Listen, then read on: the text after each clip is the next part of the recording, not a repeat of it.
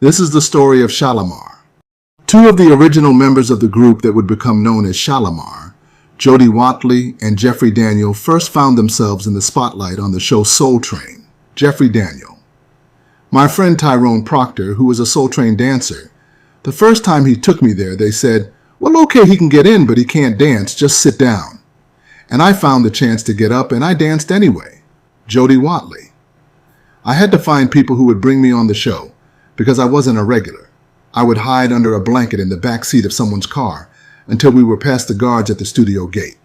Sometimes I would be able to stay in the studio all day. Other times they would tell me to leave. Some people got defeated by that humiliation. Not me. I was determined to be a regular. Don Cornelius. Jody became more than just a regular. She and her partner Jeffrey Daniel set the standard for the 70s and 80s Soul Train dancer. They were very creative, their dancing abilities were undoubted, and they always seemed to know what to wear. Jeffrey Daniel. Jody and I just had a natural chemistry. We could just read each other, and that just comes from a real partnership. Not only were they dance partners, but they were also dating at the time. Dick Griffey. Don Cornelius of Soul Train and I were partners, and I suggested we should start a record company, so that's what we did. We got our theme song for Soul Train by the group that we called the Soul Train Gang. The theme song was a small hit, and Soul Train Records was off and rolling. Soon after this, an independent producer presented Dick Griffey with a record, Don Cornelius. I bought a master, a finished record, from a producer in which he had a group record a medley of Motown hits, which he called Uptown Festival. The group's lead singer, Gary Mumford, was excellent. I decided to replace the background people, however, with two Soul Train dancers who would work behind Gary. Since Jody and Jeffrey were the most recognizable dancers on the show then, I said let's use them. My partner said Jody Watley can't sing. I said it doesn't matter, only the look matters. Besides, she had told me her mother had been a gospel singer. I had some cockamamie idea there must be some kind of singing in her genes. Jody Watley. I had never thought of singing professionally. I was a dancer, so I was a little nervous. But I knew it was a good opportunity. Thought about it overnight and said yes the following day. Jeffrey Daniel. They had this hit record and a record that they believe in, and now they need an act behind it, and that's when they called me in. It was no secret that Jeffrey was an incredible dancer, but he also possessed an impressive falsetto, shaped by the influence of Eddie Kendricks. Jeffrey Daniel. I was trying to be Eddie Kendricks with a high falsetto voice. I could say vocally that's what I was patterning myself after, Eddie Kendricks and Smokey Robinson, because they had that sweet, nice falsetto voice, so I was patterning myself after that. Jody Watley. Don knew that Jeff could sing, but he didn't know about me, but after we did one show, he asked us both to keep at it. I started practicing my voice every day. I found it exciting to combine singing and dancing. I hope to be like a Diana Ross or a Lena Horne, set a standard and still be incredible as time goes by. And so Shalamar was born, but before they really got going, Don Cornelius decided that he wanted out, so Dick Griffey bought him out and Soul Train Records was changed to Solar Records. Shalamar released their debut album in 1977, but shortly after the album, their lead singer Gary Mumford walked away. Dick Griffey. Gary wouldn't tour. I think he wanted to be a minister, so I put this gentleman by the name of Gerald Brown in the group. With a new lead singer, Shalamar released their second album, Disco Gardens. The tracks on this album were Tossing, Turning, and Swinging, Shalamar Disco Gardens, Take That to the Bank, Stay Close to Love, Leave It Up to Love, Lovely Lady, and Cindy Cindy. Take That to the Bank became a hit single, led by Gerald Brown and backed beautifully by Jody and Jeffrey. Although technically Uptown Festival was Shalamar's debut album, this album was the first one that they could all be heard on. Jody Watley. I consider the second album our first. The first one wasn't us. I don't even know who half the people were singing on that album. To promote the album, the group went on tour, but things didn't go smoothly. Dick Griffey. They were on the road touring, and Gerald Brown called up to say that he wanted the majority of the money. Jody Watley. Jeffrey and I couldn't get along with Gerald. He wanted to be a solo artist. For one thing, he's a lot older than Jeffrey and I. There was too much wasted time, too much negative energy spent in not getting along. However, Jody would later say, I did understand where he was coming from because it's like you have these two kids, and I've been doing this for a while, and I should get more. Jeffrey Daniel. And he said his famous words, when Dick Griffey is ready to deal with me, give me a call. He's been waiting on that call ever since. But here's what Gerald had to say. After 16 weeks of promotional tours, we hit a lull in the promotional tour. We're working with the record label, the record's going up the charts. If we're going to be out there and we're going to accept $300 a week and send the rest of the money back to the record label, then those dollars should be there and they should be waiting for us when we return. That wasn't the case. I called back to the office to get some of our dollars to pay the guys in the band, to pay our hotel bill, to get kerosene for the bus. Well, I talked to this guy and he says those dollars aren't available. And the reason he said that those dollars weren't available was because we were using them to produce the new acts that had been signed to Solar Records. The biggest problem I had with that was that we helped bring the acts there. And now you're telling me that you're using the live performance dollars that Shalamar is earning to produce the acts. I have no problem with that, except for the fact that Solar Records doesn't have a profit-sharing agreement with Shalamar. So my leaving was not about my getting dollars personally for myself, but me wanting to know what happened to Shalamar's dollars. And if in fact you're using those dollars to produce other acts, then we should have a profit-sharing agreement. So that's why I said to Jeffrey, well, I can't contact Dick. He's not talking to me about what's going on. And when he's ready to talk to me about that, have him give me a call. My leaving was far beyond just leaving an act. We had business to take care of that wasn't being taken care of. Now again, Shalamar needed a new lead singer. So Jeffrey made a call to a singer named Howard Hewett and offered him an equal position in the group as the lead singer. Soon after this, Howard met with Dick Griffey, where he watched a tape of a Shalamar show, and Dick asked him to sing something. Howard sang Feel the Fire by Peabo Bryson. Then Dick put Howard on a flight to New Jersey where he joined the group and lip-synced Take That to the Bank on a TV show. Howard Hewett. They made me the offer on a Friday. I looked at a video of the show on Saturday morning. Saturday night I was on a plane to New Jersey. Sunday we rehearsed, and then Monday we did our first TV show together. Shalamar, now Jeffrey, Jody, and Howard, hit the studio with producer Leon Sylvers and recorded their first album together.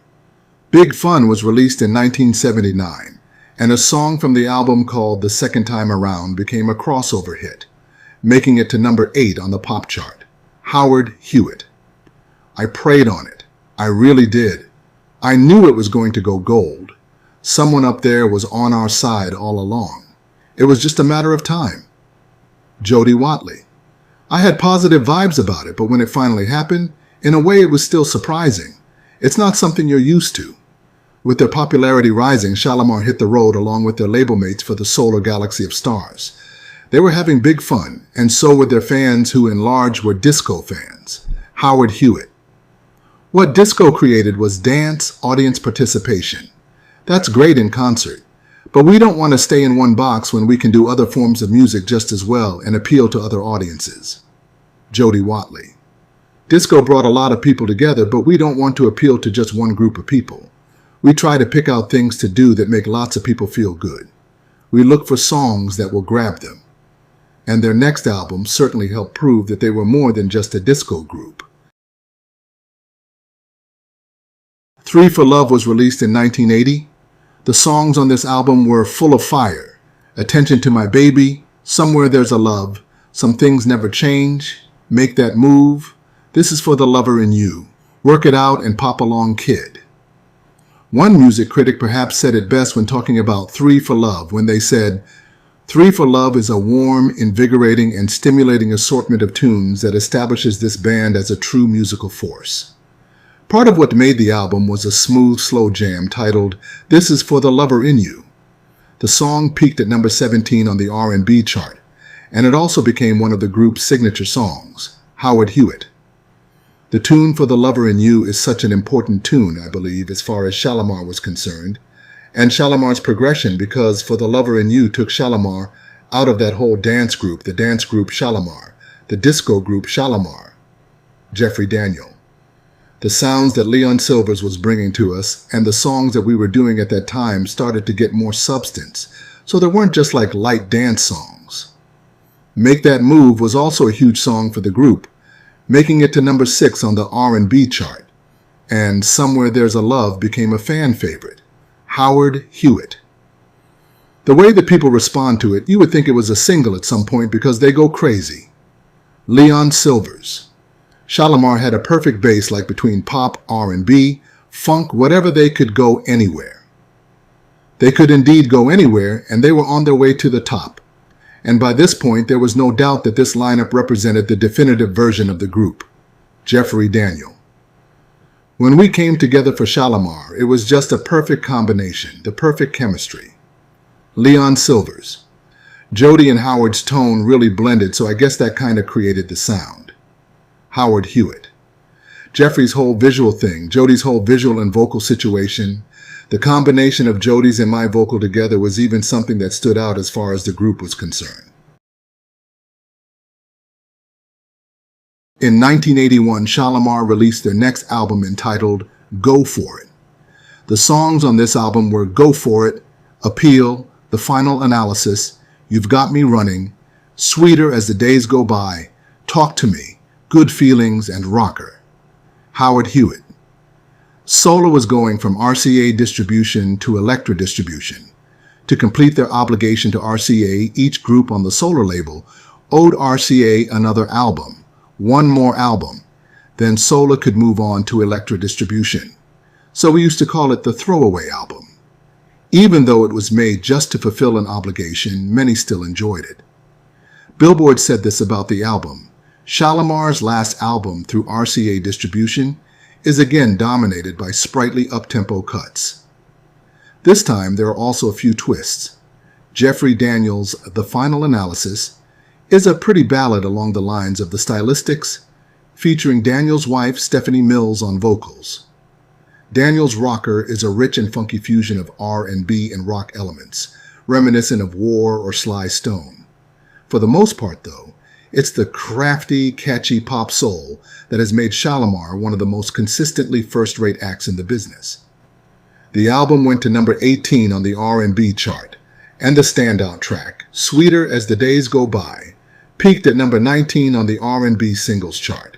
This album was different in more ways than one.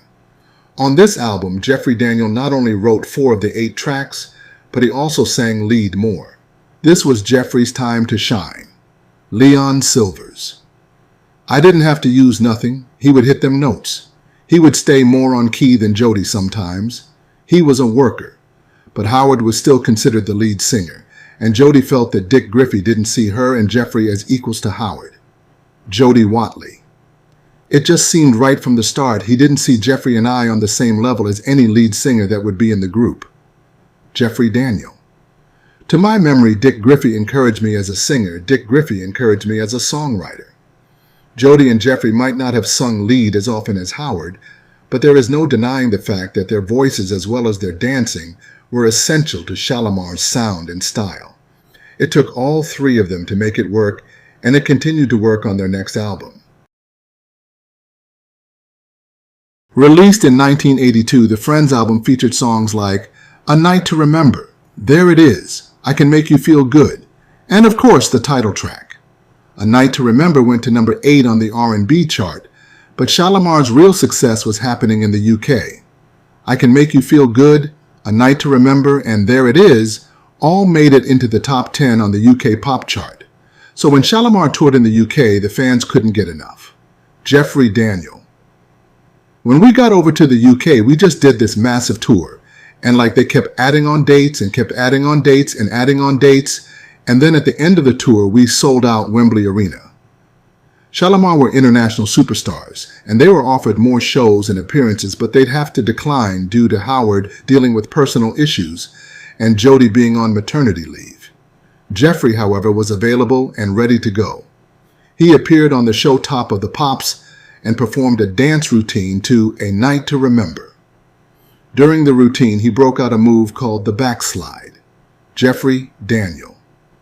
I hadn't realized that they had never seen the Soul Train dances up until then, And the first time that they saw the backslide, they had never seen anything like that, and it just totally blew them away. Dick Griffey. Jeffrey Daniel was such a unique entertainer.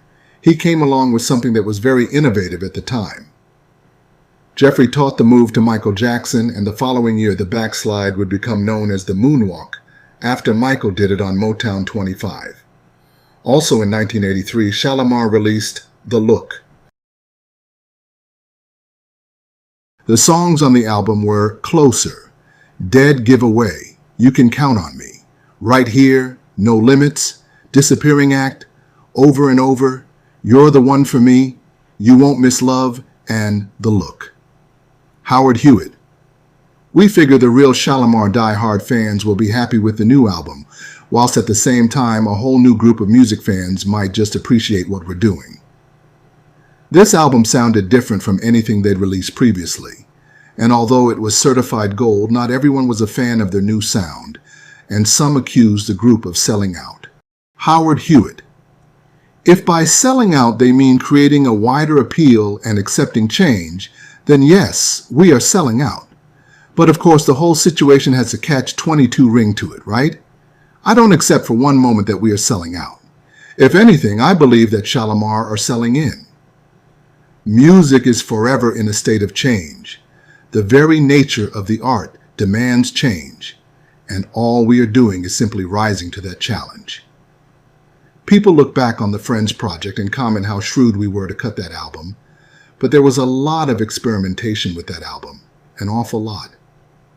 But a lot of people conveniently forget that, and they shouldn't forget that the album was our 5th or 6th release, and not our debut. It's back to cliches again, but we are not exactly the proverbial overnight sensations that some people think.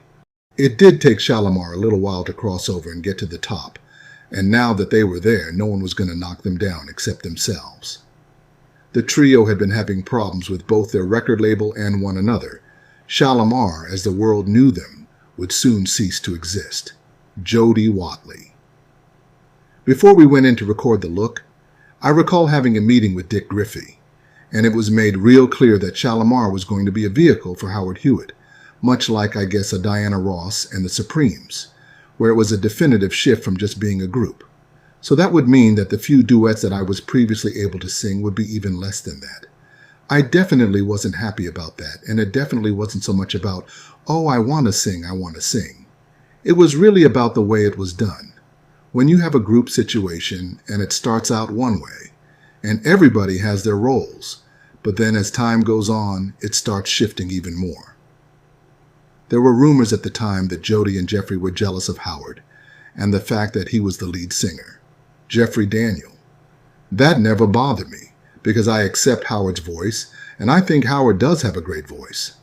I've never tried singing more songs than him or anything like that, because I feel that Howard is good at what he does. I feel I'm good at what I do, and Jody had developed into a very good vocalist over the years, and it's just sickening to see that over the last 6 years, she's not getting any more play on our records than she does. She gets her usual duet with Howard, maybe she gets to lead a song, and fine, but it's, okay, now let's get the best material and give that to Howard. That type of attitude is what we're being given. The company has even made us grow farther apart from pulling Howard to the side and pumping his head with stuff, and then, neglecting Jody and myself. That's the type of stuff that goes on. Howard's the 3rd singer that was placed in the group, so me and Jody have been through this with other singers before, and at this point, we just feel that there's no reason to do it any longer. Jody and I have been there from the beginning, and in fact, I put Howard in Shalamar. I'm the one who selected him for the group in the first place, and then Jody and I get less amount of consideration. The fact is that when people you're working for and you're working with don't give you the consideration as a mutual artist or a mutual human being, then that's when you stop the ball and say, wait a minute, why in the hell am I here? Jody Watley. On The Look, I sang on everything except for 2 songs, which was You Can Count on Me, which originally was a song given to me to sing, and I was really happy that I was finally going to get to do a nice ballad as a lead on my own. And the day before I was to go into the studio and record it, I was told by Leon Sylvers and Dick Griffey that they decided that they wanted Howard to sing it instead, and so naturally I didn't like it. Not happy with this and the way she'd been treated before Jody decided not to show up for the session. According to Jody, Dick Griffey wanted everything to center around Howard Hewett, and she also said that Howard wasn't exactly happy about the attention Jeffrey was receiving in the UK. Jody Watley. Another thing is that after Jeffrey did the performance in London on Top of the Pops, performing A Night to Remember, the aftermath of that with his popularity contributed a bit more to the declining chemistry of the group. My recollection is Jeffrey's increased popularity didn't really sit well with Howard as the lead vocalist of the group, because when the UK music media would do interviews or we'd be on the covers of magazines, there were a few instances where it was Jeffrey that was the person they wanted to feature on the cover as Shalamar. Jeffrey started getting a lot of other opportunities, and my recollection and my perspective of it was that it went to his head. Subsequently, he didn't want to come back to America.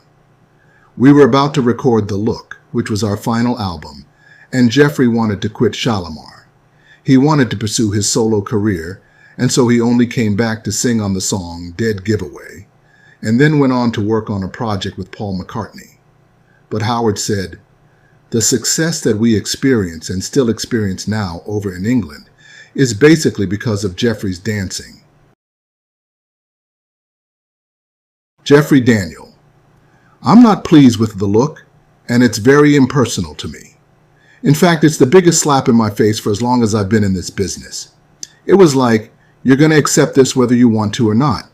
And then after it's put on tape and when the record's released, you're going to get on stage and perform this stuff like it or not, and act like you believe in it.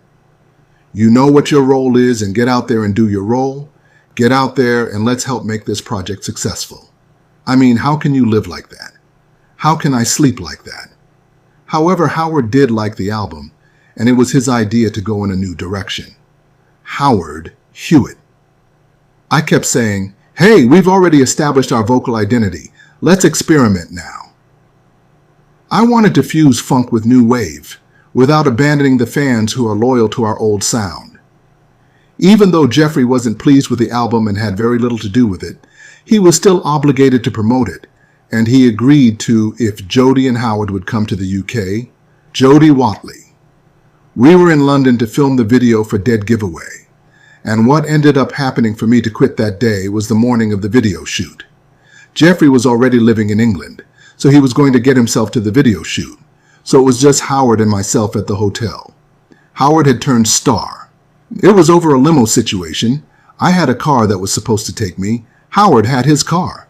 So when I had come down from the hotel room, Howard had sent the car that was designated for me to go and pick someone else that he had coming in from the airport. Naturally, I didn't like it because it was kind of like catch a cab, because he didn't want me to ride with him to the video shoot. So I remember saying, well, go do the video by your blank self. And that's when things just started to escalate. We were going nose to nose, and he called me the B word. And that's when I said, this is the last time you're going to call me that. He threatened to kick my blankety blank. So I quit, and it was the 4th of July, ironically, and I was like, I'm declaring my independence. Then all hell broke loose. I went back up to my room, wouldn't come back down. Dick Griffey was on the phone threatening to sue me for breach of contract if I didn't shoot the video, and so I went. At first, Jody and Jeffrey refused to be on the same set as Howard, but they eventually got it done. But this would be the end of the Shalamar that their fans knew and loved. Jeffrey Daniel. Howard had a talk with Jody and myself, and he told us, well, I'm the leader of the group. And Jody and I looked at him and said, excuse me? Leader of the group? There's no leader to the group. Howard Hewett. The way the group worked, there was no leader. The majority ruled. There is no way I could have pushed anybody out of the group. I could see this coming a couple of months before it happened. They weren't happy. Jeffrey and Jody decided to walk away, and so now Howard was the only one left in the group that was known as Shalamar. And when asked if he was worried about the group's future, Howard said, worried? The word's not in my vocabulary. Finding someone to replace Jeffrey Daniel, who was not only a singer but also an incredible dancer, perhaps seemed near impossible. So instead of trying to find someone who could dance, they went with an artist who possessed another talent, a guitarist named Mickey Free, Howard Hewett. I didn't want to give up the concept of Shalamar. People were telling me to go solo and forget Shalamar, but giving up and going solo would have been an ego thing. So much time and energy had been invested in Shalamar. I didn't want to see it all go to waste. Mickey Free. I was discovered by Gene Simmons from Kiss, and Leon Sylvers heard me playing guitar. The funny thing about it was, I didn't even know who Shalamar was, because I was a rock and roll, as I am now, guitar player.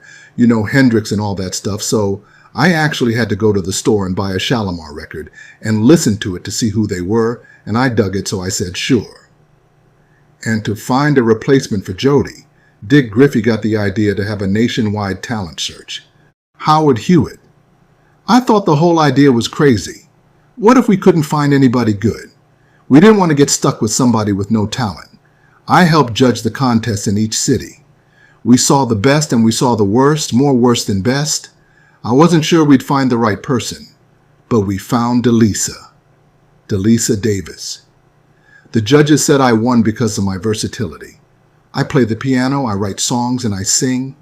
Plus, I guess I had that Shalamar look that blends with the other two guys. And so now Shalamar was Howard Hewett, Mickey Free, and Delisa Davis. They released their first album together in 1984, and a song from the album became a hit. Dancing in the Sheets went to number 18 on the R&B chart, and it went to number 17 on the pop chart. And so despite the change in personnel, the group's success continued. Delisa Davis. At the time, Dancing in the Sheets just blew up, and so it was like an immediate success. The group had a song in the top 20, but Howard was about to make that move. Howard Hewett. In some sense, yeah, I was biding my time. I was ready to do my solo thing at the time. So Howard pursued a solo career, and Shalamar again found another replacement. But this time they didn't have to look far. They'd replace Howard with their background singer, Sidney Justin. Shalamar needed a background singer to double Howard. When Howard decided to leave, it was kinda almost like a natural transition. Now Shalamar was a whole new group, but they would be plagued by old problems. Sidney Justin. There were tension with Delisa and Mickey, and there was tension between Delisa and Howard before I got involved. Delisa Davis. We were three people kind of thrown together trying to get the job done and adjust at the same time. Despite their problems, they managed to release the album Circumstantial Evidence in 1987. The title track went to number 30 on the R&B chart, and Games went to number 11, Sidney Justin. If you do a record and you're in the studio and you have tension, it basically comes out, that vibe comes out on the record. I think it did a lot for us too. They wouldn't release another album until 1990. This album was titled Wake Up, but Shalamar had woken up too little too late. It went nowhere. Mickey Free. It was just the end of the road, man, and it sounded like it. Sidney really tried to make that album a great album because he was at the helm. I was just over it. We were all fighting in that band. Shalamar's story is one of talent, creativity, and lasting influence. What began as a studio project grew into one of R&B's most dynamic groups, shaping the sound and style of a generation. Decades later, their music still captures the spirit of time, a reminder of when a group of incredibly talented artists came together to create something timeless. If you enjoyed this video, please like, comment, share, and subscribe, and join us next time.